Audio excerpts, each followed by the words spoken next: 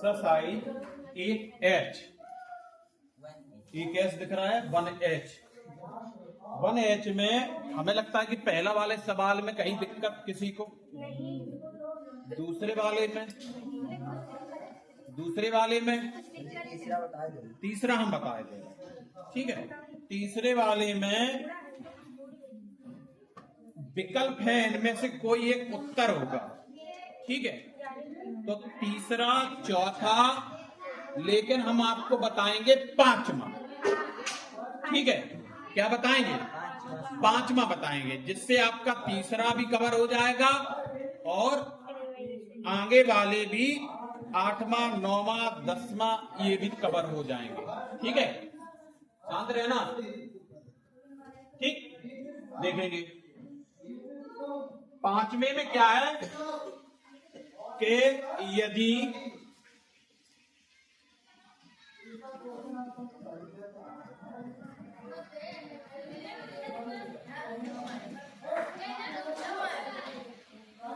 x बराबर ऋण के 5/7, क्या है?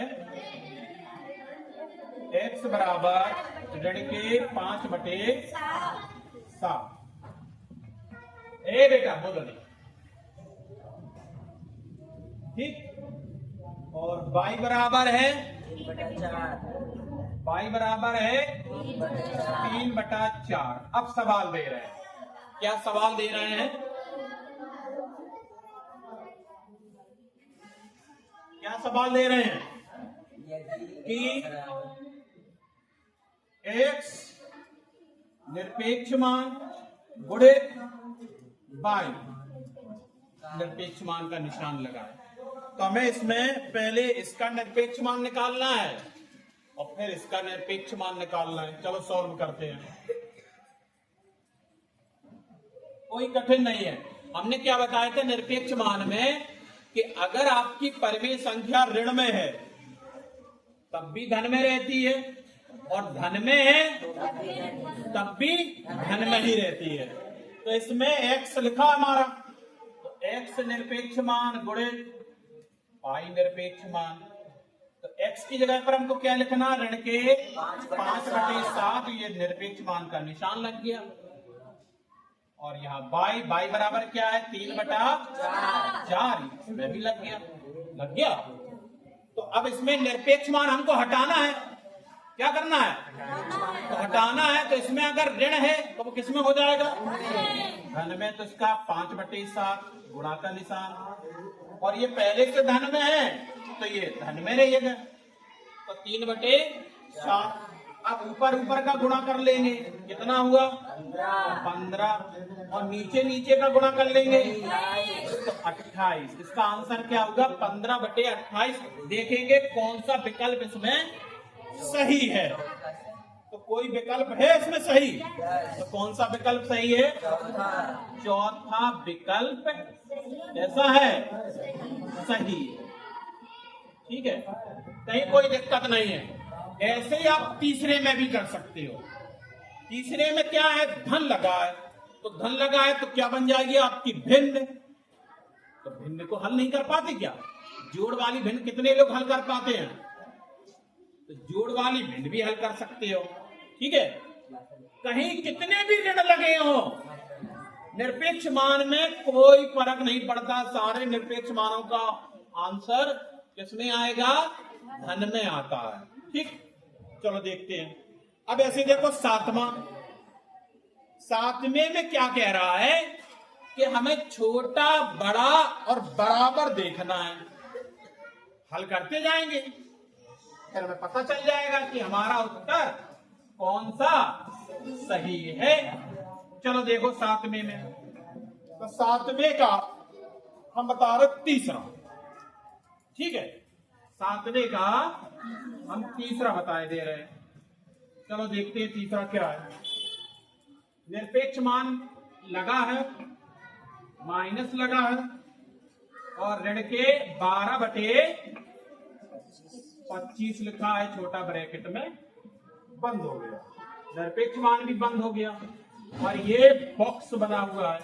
इस बॉक्स में मुझे पता नहीं है कि बराबर आ रहा है कि छोटा आ रहा है या बड़ा आ रहा है, कैसा आ रहा है।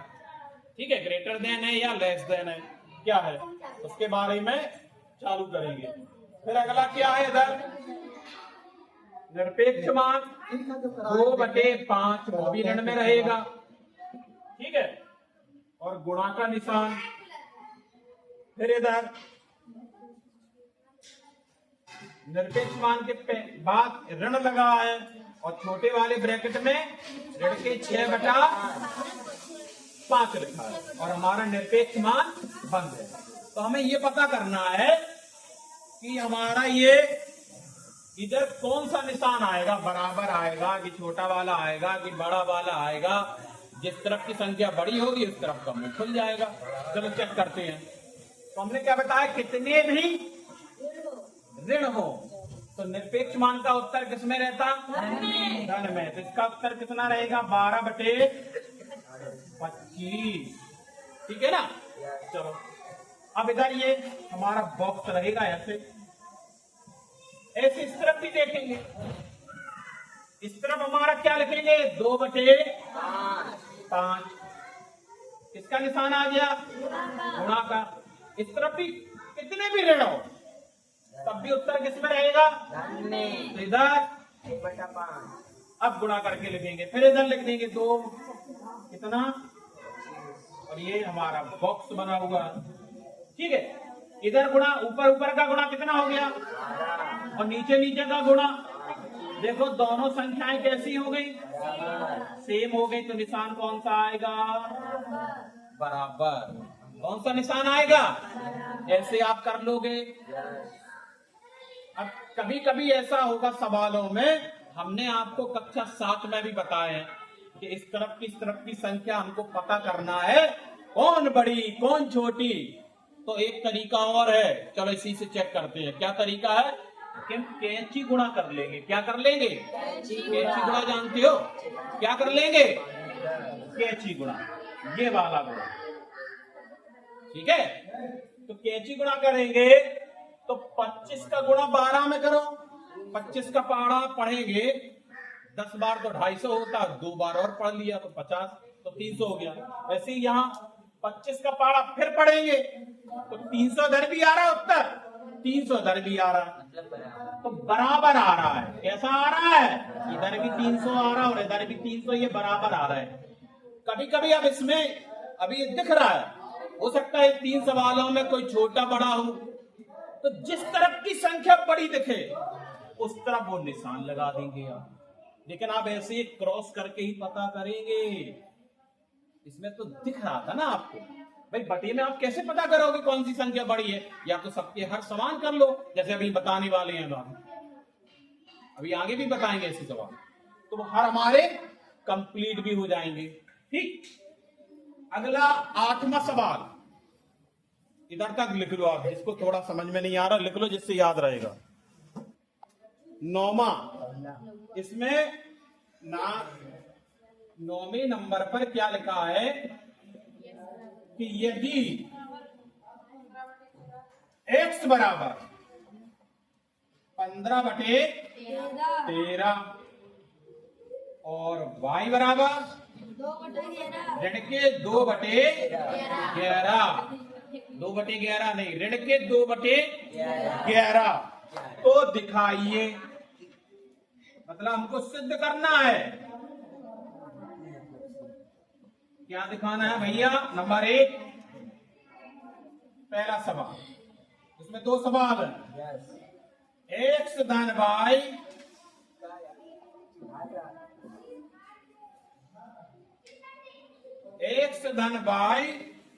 निरपेक्ष मान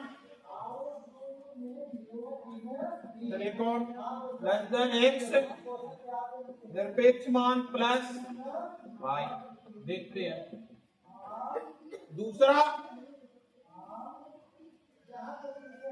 दूसरे वाले में क्या है, निरपेक्ष मान x गुणा y और बराबर x निरपेक्ष गुणे y निरपेक्ष। ठीक है, चलो चेक करते हैं। निरपेक्ष मान का बड़ा हुआ है इसको, तो इसको हटा देंगे हम, पहले मान रख लेंगे हम। x की जगह तो क्या लिखेंगे हम? 15/13 प्लस का निशान, फिर इधर 2/11 ऐसे ही लगाएंगे, इधर 15/13 इधर 2/11 और ऋण 2/11। ठीक है, दिख रहा सबको? किसी को दिक्कत नहीं है? दिक्कत? अच्छा, पहले ये देखो, ध्यान से देखेंगे, ये हमारी भिन्न की तरह दिख रहा है। हमने कई बार बताया कि आस पास आपके एक धन और ऋण है तो उसका मान क्या हो जाता है? ऋण में हो जाता है, हो जाता। तो पहले हम, अभी हमने निरपेक्ष नहीं हटाया, हम पहले भिन्न को हल करेंगे। इसमें धन ऋण है तो ऋण 2/11, इधर वाला चलेगा, इधर वाले में तो हम भैया सीधा लिख सकते हैं, क्या? 15/13 और प्लस 2/11 है भैया। हमने ये हटा दिए निशान, किसके मान हटा दिए? निरपेक्ष। इधर वाला इसलिए नहीं हटा पा रहे, क्यों नहीं हटा पा रहे कोई बताएगा? इसमें दो प्रमेय संख्याएं हैं, इसमें एक ही एक प्रमेय संख्या थी निरपेक्ष मान के अंदर। पहले हम एक निरपेक्ष मान में एक प्रमेय संख्या बनाएंगे, जब तक एक प्रमेय संख्या नहीं बनेगी जब तक आंसर नहीं आएगा। तो पहले इसको हल कर लेंगे, अलग अलग थे इसमें दोनों एक साथ। हाँ, तो इसको पहले हल कर लेंगे। तो इसको हल करेंगे तो भैया देखो 13 और 11 का लघुत्तम, 13 और 11 का लघुत्तम हम इधर निकाले ले रहे हैं। चलो 13 और 11 का एलसीएम तो 11 बार ही जाएगा भैया, और ये 13 बार जाएगा, क्योंकि 11 और 13 किसी के पाड़े में नहीं आते, घुर के पाड़े में आते हैं। कभी देखा आपने 11 किसी के पाड़े में आते हो? और ना ही 13 आते हैं। तो ये दोनों अभाज्य संख्याएं हैं, तो 13 और 11 का गुणा कर लेंगे।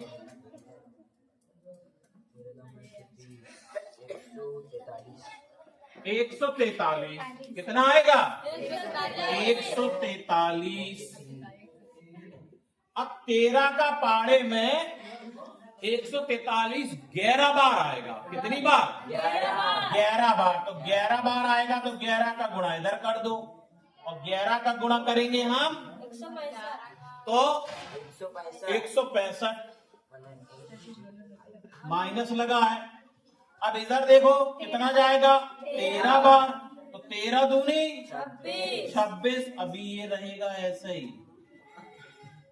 ठीक है ना? अब घटाएंगे और इस तरफ वाला भी हल कर लेंगे। चलो देखते हैं। इसका लघुत्तम 143, ठीक है। कितनी बार गया? 11 बार। कितना हो गया? 165। इधर कितना हो गया? 26। 165 में से इधर घटाना है 26। चलो घटाते हैं, कितना बचा? 139 और बटे 143। हमने निरपेक्ष मान का भी निशान हटा दिया ना, इतना करते, ठीक है। और इधर क्या हो गया? 165 में 26 जोड़ना है, तो 6 5 गारंटी 1 और 8 और 1 9 और 1 और बटे 143। अच्छा ये बताओ 139 बड़े होते हैं कि 143? सॉरी 139 बड़े होते हैं कि 191? कौन बड़ा होता? इसीलिए सवाल में इस तरह मुंह। एक तरीका ये है। दूसरा तरीका क्या है कि इन दोनों का आपस में क्रॉस गुणा कर दो। तो वैसे भी पता है कि 143 का गुणा 139 में होगा और 143 का गुणा 191 में होगा, तो इधर का उत्तर ज्यादा आएगा, क्योंकि 191 से ज्यादा गुणा हो रहा है और इधर 139 में कम होती, तो किधर की संख्या बड़ी है? इधर की संख्या बड़ी है। तो ये हमारा सवाल सिद्ध हो गया, हमने आंसर भी निकाल लिया, हमारा प्रूव्ड हो गया ये, ठीक है। दूसरे वाले में क्या है? कि इसका निकाल लेंगे, गुणा में भी देख लेंगे। तो x का मान कितना था?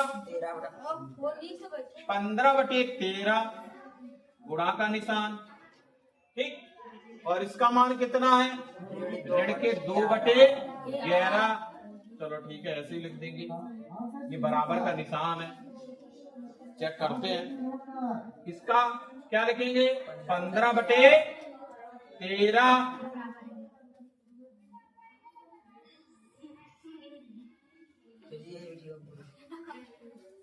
तो किसका निशान है? गुणा का। इधर क्या हो जाएगा? 2/11। अच्छा देखो, अब इसका हम गुणा कर लें आपस में। 15 का गुणा 2 में करो तो 30 ऋण का, और ये 143 अभी करके देखा था मैंने। इधर वाला, इसको तो 15 लिख दें और इसको 13 लिख दें, और गुणा का निशान लगा के 2/11 लिखे दे रहे हैं, ठीक है। इसका हटा दें, ये निरपेक्ष मान इधर हटा दिए हमने, देखो ऋण हट गया, इधर का हटा दें तो कितना आएगा? 30/143। तो ये बराबर लगा है। इधर भी देखो 2 का गुणा करें, 30/143, मतलब ये दोनों कैसे हैं? सेम है, तो बराबर का इसलिए निशान लगा था इसमें। मतलब ये भी हमारा सिद्ध होता है। दिखाइए, तो भैया हमने दिखा दो तुम्हें कि ये वाला भी हो गया और उधर वाला भी हो गया। इधर वाले में क्या कह रहा था कि इधर की संख्या बड़ी है, इस वाले में कह रहा है कि गुणा करने में दोनों ठीक है। वैसे भी आपको हम कई बार बताए भी हैं कि घटाने में बड़ा हिसाब किताब तगड़ा होता है। ये क्रम विनिमय नियम है। क्रम विनिमय नियम का मतलब समझते? देखो ध्यान से समझो, और ये बताया भी है और दिमाग में भी रहना चाहिए आपके कि यहाँ 5 में 4 जोड़ो तब कितना आता है? 9। और 4 में 5 जोड़ो 9।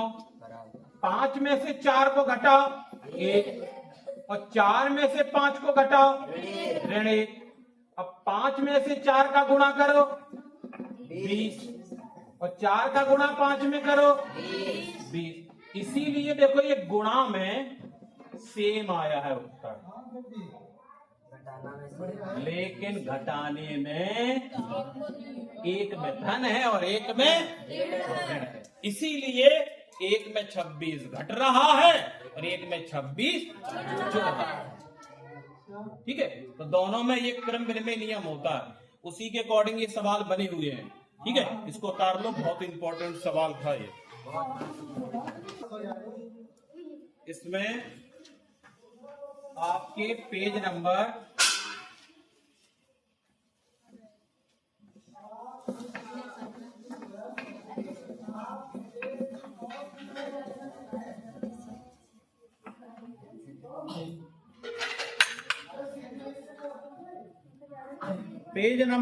46 पर एग्जाम्पल नंबर 4 दे रहे हैं। एग्जाम्पल नंबर 4, ठीक है। देखो थोड़ा ध्यान से पढ़ेंगे, ठीक। और कुछ चीजें हम अभी आपको बताने वाले हैं, देखो कितने लोगों का दिमाग चलता है, ठीक। एग्जाम्पल के पहले कुछ चीजें बताने वाले हैं। हमने क्या बताया, यहां लिखा हमने 2 और 16। क्या लिखा? 2 और 16। हमारे पास 2 संख्याएं हैं, एक 2 है और एक 16 है। अच्छा एक बात बताओ, जैसे आपको हमने कई बार पढ़ाया है कि अगर हमने यहां लिखा 3, 4, 5, ये कैसी संख्या है? क्रम से है, क्रमागत संख्या है। अगर हम 3 और 5 को जोड़ देते हैं तो कितना होता? 8, और उसका आधा करते तो वो हमारे बीच की संख्या मालूम चल जाती है। बीच की संख्या मालूम चलती है कि पहली संख्या, ये 3 ही संख्या में होता है कि पहली संख्या और तीसरी संख्या को हम जोड़ देते हैं और उसका आधा कर देते हैं, तो आधा करने से हमें उसकी बीच की या मध्य संख्या मालूम हो जाती है। अब इसमें भी थोड़ा सा समझेंगे। हमने कुछ लिखा है इसमें 2 और 16। 2 और 16 की बीच वाली संख्या।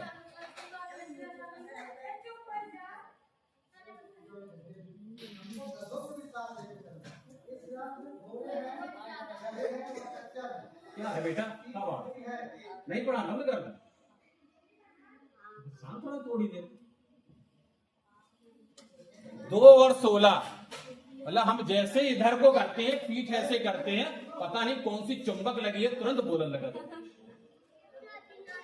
करंट लगा था क्या? जाओ यहां से, चलो, अरे जाओ उधर, ले जाओ पेन।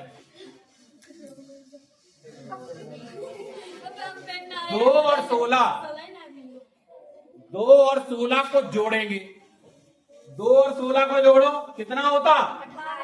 18। कितना होता? 18 और 18 का आधा करो, 9।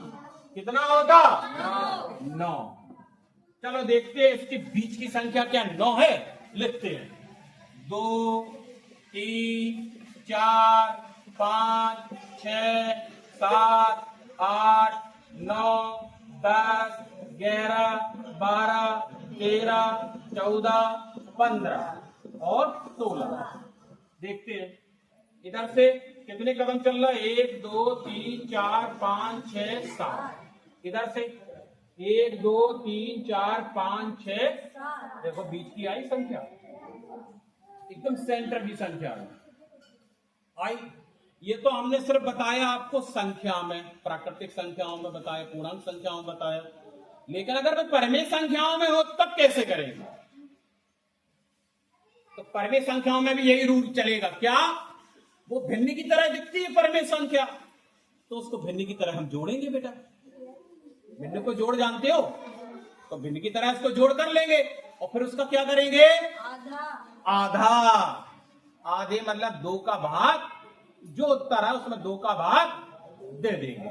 चलो अब आपका एग्जाम्पल नंबर हम 2 देखते हैं। एग्जाम्पल नंबर पहले चौथा देखेंगे, फिर इसके बाद एक प्रयास कीजिए, आपको सवाल बताएंगे, ठीक है? देखो इसमें एग्जाम्पल नंबर चौथा है, क्या है कि 1/6 और 1/3 के बीच 4 परिमेय संख्या ज्ञात करना है। पहले हम एक पता कर लेंगे, पहले एक संख्या पता कर लेंगे हम, फिर हमारी 4 निकल आएंगे। देखो 4 कैसे निकलती हैं, ठीक है? तो 4 परिमेय संख्याएं हैं। तो पहली परिमेय संख्या के लिए क्या करते हैं हम कि पहली परिमेय संख्या 1/6 और दूसरी परिमेय संख्या कितनी है? 1/3। तो हम इसको मान लेंगे अपने मन से, चलो क्यों, इन दोनों को हल करेंगे। पहले देखो इन दोनों को हल करेंगे, ध्यान से समझना। लघुत्तम 6 आएगा, हम सीधा लिख रहे हैं एक लाइन में, नीचे नहीं लिखेंगे। लघुत्तम कितना आएगा? 6। अब थोड़े आप बड़े हो गए, बड़ी क्लास में हो तो थोड़ा दिमाग इस्तेमाल करेंगे। 6 का भाग 6 में कितनी बार गया? 1 बार, तो 1 लिखेंगे। 3 का भाग 6 में कितनी बार गया? 2 बार, तो 2 लिखेंगे। कितना हुआ? 3/6। और इस संख्या का क्या करना है मुझको? आधा। इसको भी हम क्या कर देंगे? आधा। क्या कर देंगे? आधा। क्योंकि हमने क्या बताया था कि एक परिमेय संख्याओं को जोड़ेंगे और फिर उसका आधा करेंगे, तो उसकी बीच की संख्या मालूम होती है। कितनी है बीच की संख्या? 3/12।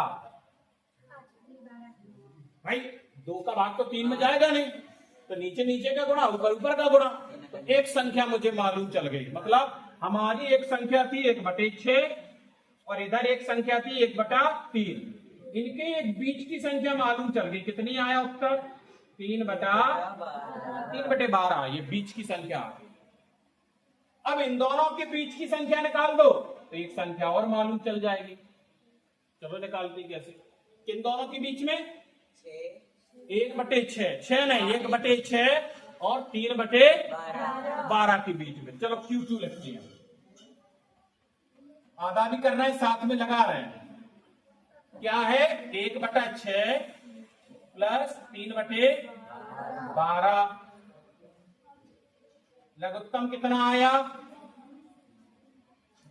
12। इन दोनों का लघुत्तम कितना आया 12। 6 का भाग 12 में कितनी बार जाएगा 2 बार। तो यहाँ 2 का गुणा कर देंगे तो कितना हो गया 2 एकम 2, और 12 का भाग 12 में 1 बार, तो 1 का गुणा इसमें होगा तो 3। कितना हो गया 1/2 5/12, तो कितना हो गया 5/24। हाँ 12 देखो कैसे आए, समझो पहले क्या हो क्या रहा है इसमें। अब ये 5/24 इन दोनों के बीच की संख्या हो गई ना।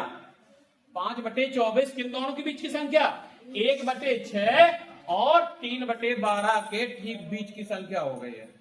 अब कितनी संख्या मालूम हुई अभी 1 और 2 मालूम हुई है भाई, क्योंकि यहाँ Q2 लिखा है। अब हम Q3 लिखेंगे। Q3 क्या होगा ये वाली संख्या और इस वाली संख्या के बीच की संख्या निकाल लेंगे हम। कौन सी संख्या हमारी 1/2 तो पहले से लगाए दे रहे हैं। क्या 1/6 क्या निकला हमारा आखिरी में 5/24। चलो लिखेंगे 1/2। लघुत्तम क्या होगा 24, निकाल लेना। 6 और 24 का लघुत्तम 24 ही होगा। 6 के पाड़े में 24 आते हैं कितनी बार में 4 बार में। 4 का गुणा कर दो, 4 एकम 4 प्लस 24 का भाग 24 में गया 1 बार, तो 1 का गुणा हो गया तो 5 हुआ। तो कितना हो गया 9/48 डायरेक्ट लिख दिया मैंने। कैसे लिख दिया 4 और 5 मिलके 9 और 2 ये लिखे तो 2 का गुणा 24 में होगा तो 48। अब किन किन के बीच की निकली है इन दोनों के बीच की संख्या निकली है इधर कितनी आई है 9/48। अब इन दोनों के बीच की निकालो कितनी संख्या निकल चुकी 1 2 3। अब हम Q4 निकालेंगे। कितनी निकालनी थी 4। Q4 1/2 1/6 plus 9/48। लघुत्तम कितना आएगा 48। 6 के पाड़े में 48 कितनी बार आते 8 बार में, तो 8 का गुणा इधर कर दो, 8 यहां लिख देंगे, ये 9 ही रहेगा। कितना हो जाएगा 17/96। भाई 9 और 8 17 और 2 का गुणा होगा तो किन किन के बीच की संख्या इसके और इसके बीच की संख्या कितनी निकली 17/96।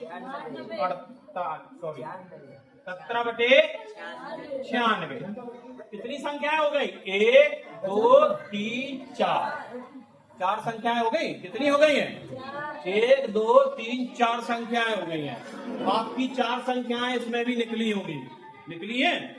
अगर आप थोड़ा थोड़ा सा और काटेंगे तो आपकी संख्याएं और धीरे धीरे मालूम हो जाएंगी। ठीक है, तो वही संख्याएं आप निकाल सकते हैं। ठीक है, इसको नोट कर लेना। इसके बाद अभी फिर इंटरवल के बाद तुरंत फिर बताएंगे।